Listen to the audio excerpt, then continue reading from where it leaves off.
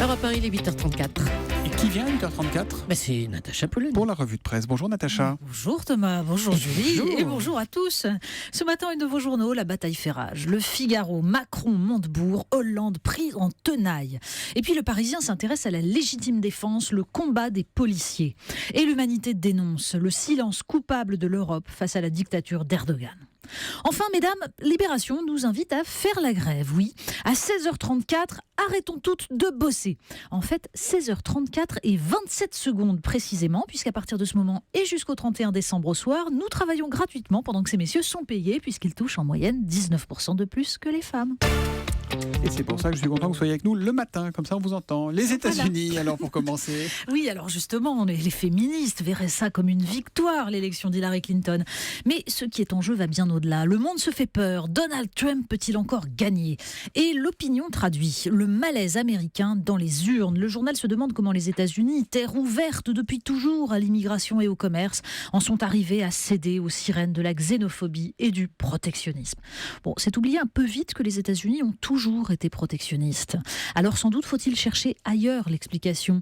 Les grandes luttes qui se sont déroulées ces dernières années dans le pays, explique une analyste, n'ont pas trouvé de répondants, que ce soit Occupy Wall Street ou le combat des enseignants et des employés de la restauration pour un relèvement du salaire minimum à $15. Et flotte toujours ce sentiment que les élites, les banques et Wall Street sont intouchables. Alors faut-il y voir un lien ? On ne trouve pas une allusion dans la presse aux dernières révélations de Wikileaks sur ce don généreusement accordé par le Qatar à la fondation Clinton, près d'$1 million à l'occasion de l'anniversaire de Bill, et qui n'ont jamais été déclarés alors qu'Hillary était secrétaire d'État. Il faut aller sur le site de la Tribune, sur Mediapart ou sur le site d'Europe 1 pour en trouver mention.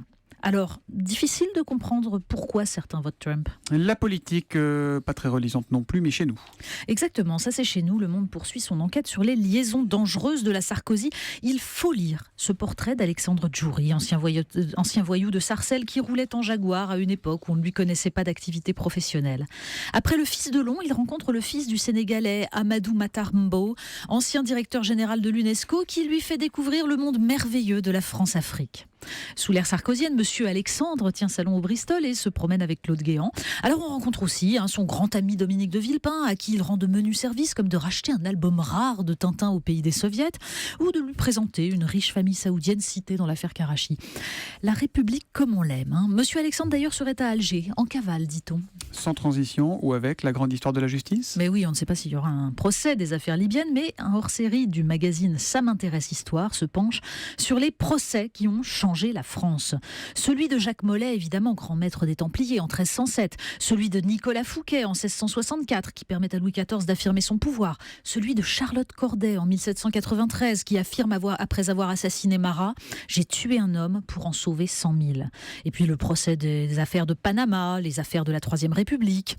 Et les plus récents, le procès de Michel Chevalier en 1972, qui devient une tribune pour le droit à l'avortement. Ou celui de Patrick Henry en 1977, réquisitoire contre la peine de mort. L'histoire se joue aussi dans les prétoires.